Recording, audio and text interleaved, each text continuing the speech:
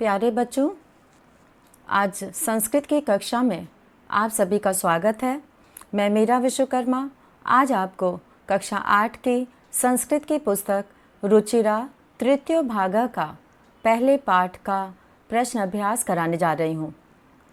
इससे पहले हम लोगों ने इस पाठ के सभी श्लोकों का विस्तार से अध्ययन किया था और उसके कठिन अर्थ को समझा और उसके बारे में विस्तार से ज्ञान प्राप्त किया। इसमें कुछ श्लोकों में हम लोगों ने देखा कि किस प्रकार मधुमक्खी मीठे और कड़वे रस को समान रूप से पीकर मीठे का ही निर्माण करती है। उसका शहद हमेशा मीठा ही होता है। उसी प्रकार संत लोग अच्छे और बुरे लोगों की बातों को सुनकर मीठे सुक्ति रूपी रस का निर्माण करते हैं। और इसी प्रकार हम लोगों ने देखा कि वृक्षों के पास से कोई भी याचक खाली हाथ नहीं लौटता है। वृक्षों के फल, फूल, छाल, पत्ते, लकड़ियाँ, ये सभी वृक्ष हमें देते हैं। इसी प्रकार हम लोगों ने देखा श्लोक में कि विपत्ति के आने से पहले ही हमें उसका उपाय सोच लेना चाहिए। घर में आग लगने पर कुआं खोदना उचित नहीं होता। तो इस प्रकार हम लोगों ने इन श्लोकों के माध्यम से बहुत ही अच्छी बातों को जाना और आज हम लोग इस पाठ के प्रश्न अभ्यास को हल करेंगे और प्रश्नों को समझेंगे और उसके उत्तर को जानेंगे। तो चलिए शुरू करते हैं पाठ 1 का प्रश्न अभ्यास। तो इसमें सबसे पहला प्रश्न इसमें दिया है कि श्लोकों का सस्वर वाचन करें। इसे अच्छी आवाज़ में इसका वाचन करना है। पाठे दत्तानाम पद्यानाम सस्वर वाचनम कुरुत।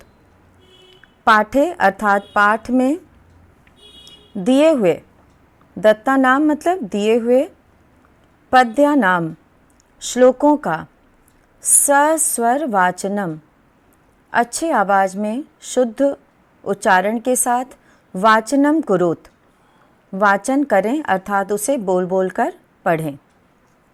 तो ये प्रश्न सभी छात्र अच्छे से इसका पढ़ने का अभ्यास करेंगे, शुद्ध उच्चारण पर ध्यान देंगे और पूरे श्लोक को पढ़ेंगे। अब इसमें हम लोग दूसरा प्रश्न देखेंगे जिसमें लिखा हुआ है श्लोकांशेषु रिक्त स्थानानि पूरयत। श्लोक के अंशों को, उसमें रिक्त स्थानानि जो खाली जगह हैं उन्हें पूरयत। पूरयत मतलब पूरा करें। यहाँ पे शब्द आया है पूरयत, पूरा करें। अब इसके बाद हम लोग इसमें पहला देखेंगे कि इसमें दूसरे के पहले में लिखा हुआ है समुद्र मासाद्य। ये क वाली पंक्ति हम लोग देख रहे हैं, समुद्र मासाद्य, समुद्र में मिलकर। अब इसके आगे का शब्द जो है वो श्लोक से खोजकर लिखना है। तो सबसे पहले हम लोग देखेंगे कि समुद्र मासाद्य शब्द जो है वो किस पंक्ति में आया है। तो इसके लिए हम लोग पहले श्लोक में जाएंगे और उसमें देखना है कि समुद्र मासाद्य शब्द कहाँ पर आया है। तो ये आ गया पहला श्लोक और इसमें सभी पंक्तियों में समुद्र मासाद्य शब्द के आगे भवन्त्य पेयाः लिखा हुआ है। समुद्र मासाद्य भवन्त्य पेयाः। तो ये भवन्त्य पेयाः शब्द जो है वो खाली स्थान में लिखा जाएगा और वो पंक्ति पूरी हो जाएगी। तो हम लोग भवन्त्य पेयाः शब्द श्लोक से देखकर इस वाक्य में लिख के इस पंक्ति को पूरा करेंगे। तो यहाँ पे आ जाएगा भवन्त्य पेयाः, भवन्त्य पेयाः। इस तरह से ये शब्द यहाँ पर आ जाएगा और ये पंक्ति पूरी हो जाएगी, श्लोक का अंश पूरा हो जाएगा। अब हम लोग दूसरा ख देखेंगे, पहले का दूसरे प्रश्न का ख। शुरू में खाली जगह है और फिर लिखा है वचः मधुर सुक्त रसम सृजंती। तो यहाँ पे श्लोक देखकर इसके पहले शब्द आया था श्रुत्वा, तो श्रुत्वा शब्द से ये पंक्ति पूरी हो जाएगी और यहाँ हम लोग लिख देंगे श्रुत्वा। तो श्रुत्वा वचः मधुर सूक्त रसम सृजंती। अब ग इसका देखेंगे हम लोग, तद भाग ध्येयम। तद भाग ध्येयम का अर्थ है कि उनका सौभाग्य, पशु नाम, और अंत में यहाँ पे शब्द आया है पशु नाम, अर्थात पशुओं का, उन पशुओं का जो है यहाँ पे परमम शब्द आ जाएगा श्लोक की पंक्ति में, परमम। तो इसका उत्तर हम लोग यहाँ पे लिख देंगे परमम। परमम शब्द जो है वो इस पंक्ति को पूरा करेगा। तद भाग ध्येयम परमम पशुनाम। अब घ हम लोग देखेंगे इसका, विद्या फलम। विद्या फलम व्यसनिनः कृपणस्य सौख्यम। तो विद्या फल से कृपणस्य सौख्यम, यहाँ पे 3 शब्द दिया है, इसके बीच में खाली जगह है, तो विद्या फलम व्यसनिनः आ जाएगा यहाँ पे। तो व्यसनिनः, व्यसनिनः मतलब बुरी आदतों वाले का। व्यसनिनः शब्द से ये पंक्ति पूरी होगी तो पूरा आ जाएगा विद्या फलम व्यसनिनः कृपणस्य सौख्यम।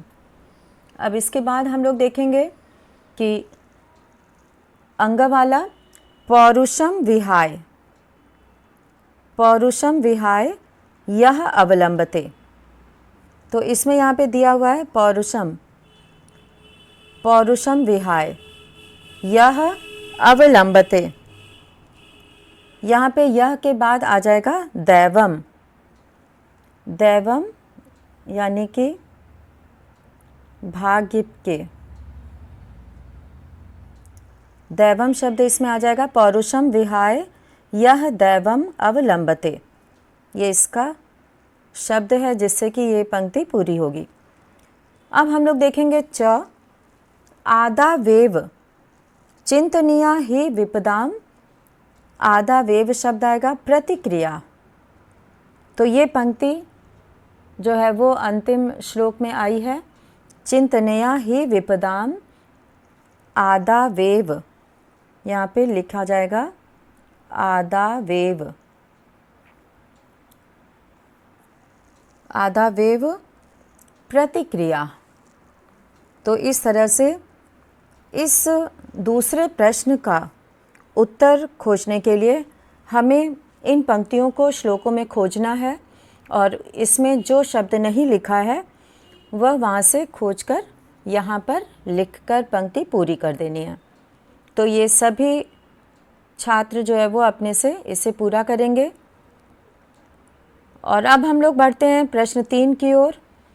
प्रश्न 3 में कहा गया है कि प्रश्नानाम उत्तराणि एक पदेन लिखत। प्रश्नानाम उत्तराणि एक पदेन लिखत, अर्थात प्रश्नों का उत्तर। उत्तराणि मतलब उत्तर, कई प्रश्न हैं इसलिए बहुवचन का प्रयोग हुआ है। उत्तराणि उत्तर, एक पदेन एक पद में, लिखत यानी लिखो। अब यहाँ पर पहला दिया हुआ है तीसरे के क में, व्यसनिनः किम नश्यति। व्यसनिनः यानी कि बुरी आदतों वाले का, बुरी लत वालों का, बुरी आदतों वालों का। किम नश्यति क्या नष्ट हो जाता है, तो इसका हो जाएगा व्यसनिनः विद्या फलम नश्यति। व्यसनी का विद्या प्राप्त करने का फल जो है वो विद्या फलम। विद्या फलम नश्यति। अब इसी तरह से तीसरे का ख हम लोग देखेंगे कि कस्य यशः नश्यति। कस्य किसका, यशः यश अर्थात जो नाम होता है यश, नश्यति नष्ट हो जाता है। तो यहाँ पे किसका कस्य की जगह पर आ जाएगा? लुब्धस्य, लालची का। श्लोक में कहा गया है लालची का यश नष्ट हो जाता है, तो यहाँ पर एक पद आएगा लुब्धस्य। तो लुब्धस्य अर्थात लालची का, इसमें भी षष्ठी विभक्ति एक वचन है, लोभी लालची। और कस्य भी जो है वो पुल्लिंग का षष्ठी विभक्ति का एक वचन का प्रश्नवाचक चिन्ह है, तो उत्तर भी उसी विभक्ति और वचन में है। तो लुब्धस्य यानी कि लोभी का यश नष्ट हो जाता है। अब तीसरा यहाँ पे ग, तीसरे का ग है, मधुमक्षिका किम जनयति। मधुमक्षिका अर्थात मधुमक्खी, मक्षिका कहते हैं मक्खी को और मधुमक्षिका कहते हैं मधुमक्खी को। किम जनयति क्या उत्पन्न करती है, क्या बनाती है। तो मधुमक्षिका माधुर्यम जनयति, तो हमें यहाँ पे उत्तर एक पद में लिखना है, इसलिए यहाँ लिखेंगे केवल माधुर्यम। माधुर्यम मतलब मीठा, मीठे का ही निर्माण करती है, तो इसका हो जाएगा माधुर्यम। तो इस तरह से ये 3 प्रश्न हम लोगों ने देखा, तीसरे का क ख ग। और अब हम लोग आगे बढ़ेंगे इसी का तीसरे का घ। तीसरे का घ में प्रश्न दिया हुआ है कि मधुर सूक्त रसम के सृजन्ति। मधुर सूक्त रसम यानी कि मीठे सूक्ति रूपी रस का, के सृजन्ति रस को कौन, सृजन्ति मतलब बनाते हैं, निर्माण करते हैं। तो श्लोक में आया हुआ है ये, जिस तरह से मधुमक्खी मीठे शहद का निर्माण करती है कड़वे और मीठे रस को पीकर, उसी तरह से संत लोग सज्जन और दुर्जन व्यक्तियों की बातों को समान रूप से सुनकर मीठे सूक्ति रूपी रस का निर्माण करते हैं। तो ये यहाँ पे इसके लिए संताह शब्द का प्रयोग किया गया है, तो यहाँ हम लोग लिखेंगे संताह यानी कि सज्जन लोग।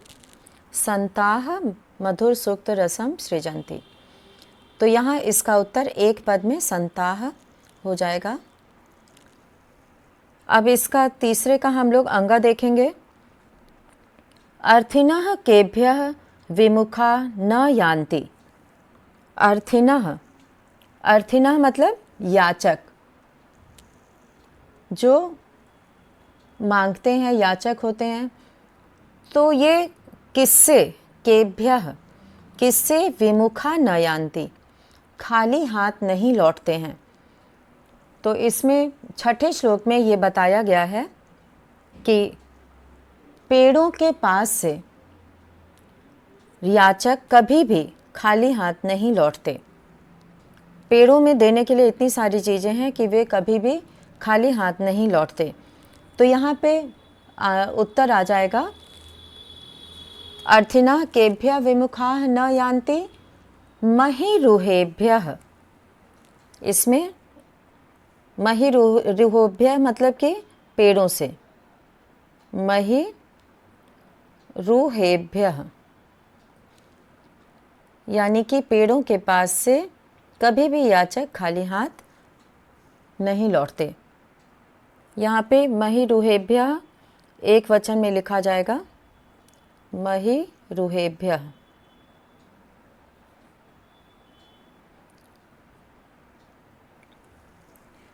अब इसमें हम लोग देखेंगे चौथा प्रश्न, और चौथा प्रश्न में लिखा है कि अधोलिखित तद्भव शब्दानां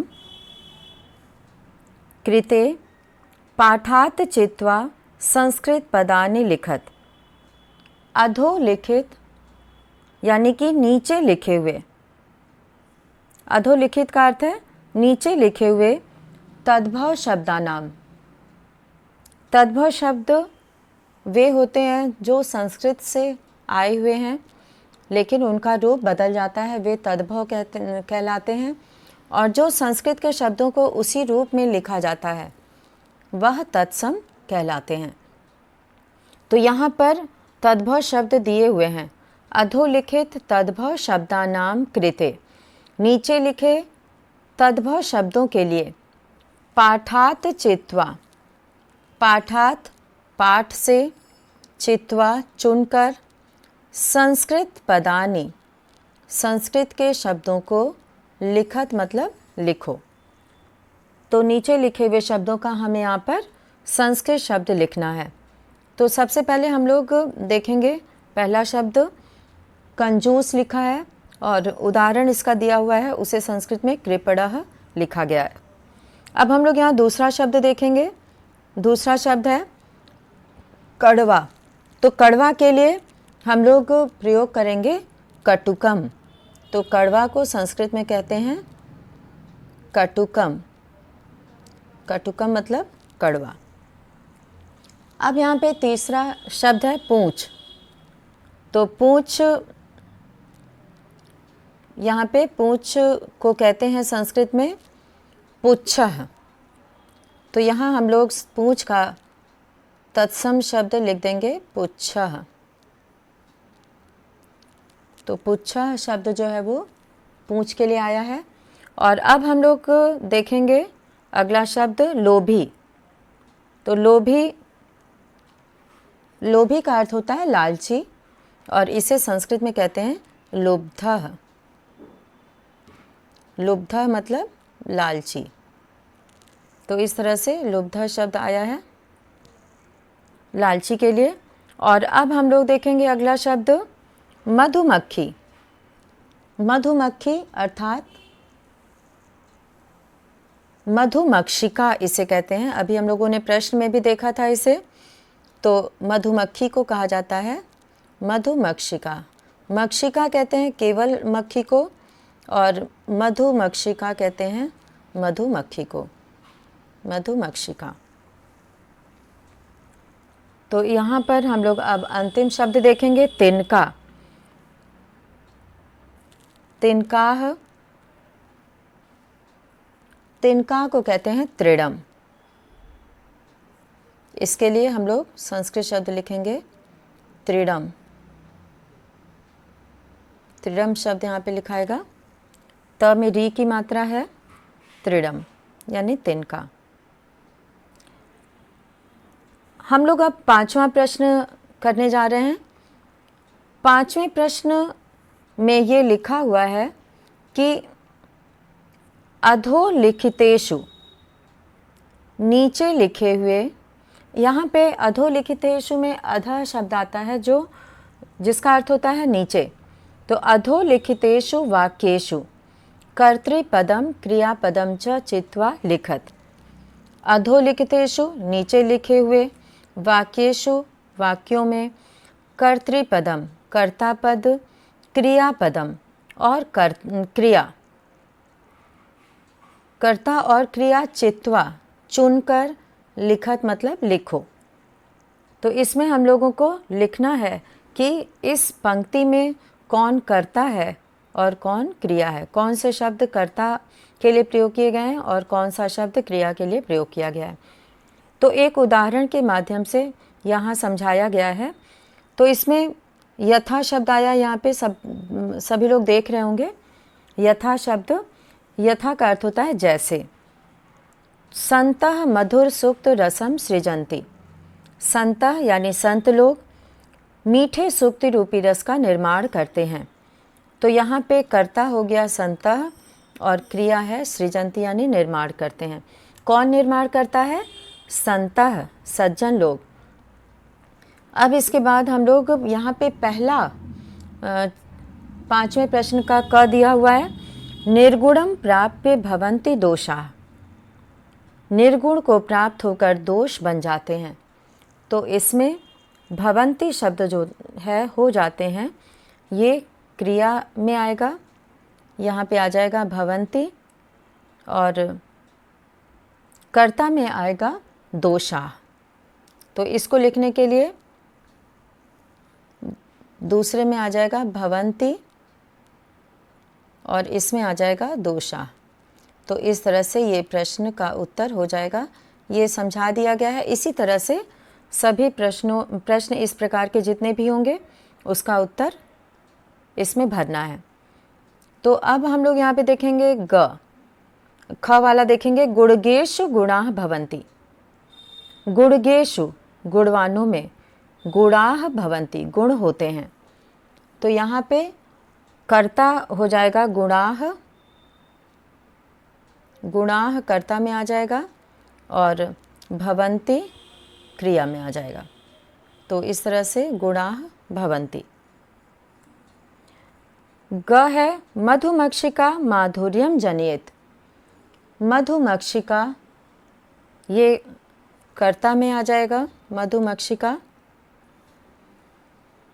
यहाँ पे मधुमक्षिका लिखा भी हुआ है, उसी को देख के यहाँ पर लिखना है कि मधुमक्षिका ये कर्ता में आएगा और जनयेत, मधुमक्षिका जनयेत आ जाएगा इसमें क्रिया में, जनयेत। तो इस तरह से मधुमक्षिका और जनयेत ये दो का यहाँ पे प्रयोग होगा। और घ है, घ में पिशुनस्य मैत्री यशः नाशयति। तो पिशुनस्य मैत्री नष्ट होती है। तो यहाँ पे मैत्री शब्द जो है वो कर्ता में आएगा। पिशुनस्य यानी कि चुगली करने वाले की। तो यहाँ पे मैत्री मित्रता, तो मैत्री शब्द का हम लोग प्रयोग करेंगे, मैत्री। और यशः नाश्यति, यहाँ पे नाश्यति शब्द आएगा इसमें क्रिया में, नाशयति। तो इस तरह से हम लोग इसका प्रयोग करेंगे। नद्यः समुद्रमासाद्य अपेयाः भवन्ति। नद्यः नदियाँ, समुद्रमासाद्य समुद्र के पास पहुंचकर, समुद्र में मिलकर, अपेयाः भवन्ति अपेय हो जाती हैं। तो यहाँ पे नद्यः, नद्यः लिखा जाएगा इसमें, नद्यः और भवन्ति, भवन्ति शब्द क्रिया में आएगा। तो इस तरह से ये खाली जगह भरा गया कर्ता और क्रिया वाले शब्दों से। तो प्रश्न 5 में हम लोगों ने देखा कि किस प्रकार कर्ता और क्रिया वाले शब्दों को हम लोगों ने खाली जगह में भरा। अब हम लोग छठा प्रश्न देखेंगे। छठे प्रश्न में ये कहा गया है कि रेखांकित पदानि आधृत्य, रेखांकित पद के आधार पर प्रश्न निर्माणम कुरुत, प्रश्न निर्माण करो। रेखांकित का अर्थ होता है यहाँ पे रेखा और अंकित, और कई वाक्य होने से बहुवचन का प्रयोग हुआ है। रेखांकित का अर्थ होता है किसी शब्द के नीचे लाइन खींचना। रेखा मतलब लाइन। रेखांकित पद, रेखांकितानि, जितने भी शब्द यहाँ पे अंडरलाइन किए गए हैं, रेखांकित किए गए हैं, उन पदों को, पदानि मतलब पदों का आधृत्य, आधार बनाकर, उन्हीं शब्दों के आधार पर प्रश्न निर्माणम कुरुत, प्रश्न निर्माण करो। तो इसमें हमें सबसे पहले देखना होगा कि जिन शब्दों को यहाँ पर रेखांकित किया गया है, अगर वो बहुवचन में होते हैं तो हमारा प्रश्नवाचक शब्द भी बहुवचन में आता है। और इसमें उसी वाक्य को रेखांकित शब्द की जगह पर प्रश्नवाचक शब्द लिखकर, जैसे इसमें के आएगा, कौन, के गुणगेषु गुणाः भवन्ति। अब के बाद हमें ये पूरा वाक्य जो है ये लिख देना है, गुणगेषु गुणाः भवन्ति के बाद। और अंत में हमें यहाँ पे प्रश्नवाचक शब्द लगाना है। जहाँ पर कि ये ख़त्म होता है वहाँ प्रश्नवाचक शब्द, प्रश्नवाचक निशान लगा देना है। अब इसके बाद हम लोग ख देखेंगे। नद्यः सुस्वादु तोयाः भवन्ति। नद्यः यानी नदियाँ, सुस्वादु तोयाः भवन्ति, स्वादिष्ट जल वाली होती हैं। तो यहाँ पे नद्यः की जगह पर हम लोगों को प्रश्नवाचक शब्द लिखना है और इस वाक्य को लिखने के बाद अंत में प्रश्नवाचक निशान लगाना है। तो नद्यः की जगह पर हो जाएगा काह। काह सुस्वादु तोयाः भवन्ति। तो यहाँ पे नद्यः की जगह पे लिखना है काह और भवन्ति के बाद प्रश्नवाचक निशान लगाना है। अब हम लोग देखेंगे ग लुब्धस्य। लुब्धस्य यशः नश्यति। लुब्धस्य यानी लालची का यश नष्ट हो जाता है। लुब्धस्य में षष्ठी विभक्ति एक वचन का प्रयोग है, तो यहाँ पर प्रश्नवाचक शब्द आ जाएगा कस्य और सभी वाक्य लिखने के बाद प्रश्नवाचक निशान लगाना ज़रूरी है, जो इसमें भी लगाया जाएगा। घ में प्रश्न दिया है, इसमें रेखांकित किया है मधुमक्षिका को। मधुमक्षिका माधुर्यमेव जनयति। तो मधुमक्षिका की जगह पर हो जाएगा का। तो यहाँ पे का लिखा जाएगा और उसको पूरा वाक्य लिखकर अंत में प्रश्नवाचक चिन्ह लगाना है। अब हम लोग अंग वाला देखेंगे। तस्य मूर्धनि तिष्ठन्ति वायसा। मूर्धनि मतलब ऊपर। तो यहाँ प्रश्न बनेगा कहाँ। तो यहाँ प्रश्नवाचक शब्द हम लोग कुत्र लगाएंगे और इसमें कस्मिन का भी प्रयोग हो सकता है। तो कुत्र यानी कहाँ, वायसा मतलब कौवे बैठते हैं और अंत में प्रश्नवाचक शब्द प्रश्नवाचक निशान लगाएंगे। अब हम लोग 7वां प्रश्न देखेंगे। 7वें प्रश्न में लिखा है उदाहरणानुसारम पदानि पृथक कुरुत। उदाहरण के अनुसार पदों को पृथक कुरुत। पृथक का अर्थ होता है अलग करें, कुरुत का अर्थ है करें। इसमें शब्द दिया हुआ है समुद्र आसाद्य। समुद्रम आसाद्य, इसे 2 शब्दों को अलग किया गया है और यहाँ पर ये देखना है कि समुद्रम का म और आसाद्य का आ, इन दोनों में संधि होने से, जुड़ने से ये आ बन गया है। तो शब्द बन गया है समुद्र मासाद्य। अब अगला शब्द हम लोग देखेंगे। यहाँ पे दिया हुआ है माधुर्यमेव। माधुर्यमेव में 2 शब्द है, माधुर्यम और एव। तो माधुर्यम यहाँ पे लिखा जाएगा पहले, उसमें माधुर्यम और यहाँ पर एव। इसमें देखना है ये कि म और ए मिलकर यहाँ पर मेव बन गया है। माधुर्यम एव, म और ए मिलकर मे बन गया है। अगले शब्द में है अल्पमेव। अल्पमेव में यहाँ भी 2 शब्द है। पहला है अल्पम। अल्प का अर्थ होता है थोड़ा। अल्पम और एव, यहाँ भी म और ए मिलकर यहाँ पर मेव बन गया है, अल्पमेव। इसी तरह से हम लोग अगला देखेंगे सर्वमेव। सर्वमेव में 2 शब्द है, सर्वम, सर्वम और एव। तो इन दोनों को मिलाकर बना है मेव, सर्वमेव। दैवम एव। दैवम एव में भी 2 शब्द है, दैवम और एव। इसमें भी म और ये ए मिलकर बन गया है मे, दैवमेव। महात्मनाम उक्ति। यहाँ पर अगला है महात्मनाम उक्ति।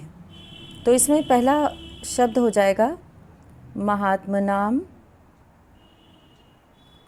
और दूसरा शब्द इसमें बनेगा उक्ति। उक्ति। तो ये दोनों यहाँ पे म और उ मिलकर उ बन गया है, मुँह बन गया है। तो महात्मना मुक्ति हो गया है और अलग करने पर यहाँ पर उक्ति शब्द आएगा। उक्ति मतलब होता है कथन। और अब अंतिम शब्द हम लोग देखेंगे। अंतिम शब्द है विपदामादावेव। इसको अलग करेंगे तो शब्द बनेगा विपदाम। विपदाम आधा वेव, यहाँ पे आधा वेव, और इसमें यहाँ पे म और आ मिलकर माँ बन गया है। विपदा मादा वेव। इस तरह से हम लोगों ने देखा इस पाठ के प्रश्न को और सभी का उत्तर हम लोगों ने जाना। और इसमें जो पहले श्लोक में पंक्ति आई है गुड़ा गुड़गेशु गुड़ा भवंती, इस पंक्ति में विसर्ग संधि के नियम में गुड़ाह के विसर्ग का दोनों बार लोप हुआ है और संधि के बिना पंक्ति गुड़ाह गुड़गेशु गुड़ाह भवंती होगी। ये योग्यता विस्तार में यहाँ पर लिखा हुआ है कि किस तरह से विसर्ग का लोप होने से पंक्ति बन गई है गुड़ाह गुड़गेशु गुड़ा भवंती, उसकी जगह पर लिखा गया है गुड़ा गुड़गेशु गुड़ा भवंती। ये संधि के विसर्ग संधि के नियम के अनुसार हुआ है। अब इसमें योग्यता विस्तार में दिए गए सुभाषितों के अंशों को पढ़कर स्वयं समझने का प्रयत्न करें तथा संस्कृत एवं अन्य भारतीय भाषाओं के सुभाषितों का संग्रह करें। तो इन श्लोकों को पढ़कर उनका अभ्यास करना है और रुचि के अनुसार सुभाषितों का संग्रह भी कर सकते हैं। तो इस प्रकार प्रस्तुत पाठ में महापुरुषों की प्रकृति, गुणियों की प्रशंसा, सज्जनों की वाणी, साहित्य, संगीत, कला की महत्ता, चुगलखोरों की दोस्ती से होने वाली हानि को अलंकारिक भाषा में प्रस्तुत किया गया है। और पाठ के श्लोकों के समान अन्य सुभाषितों को भी छात्र स्मरण रखें तथा जीवन में उनकी उपयोगिता पर विचार करें। धन्यवाद।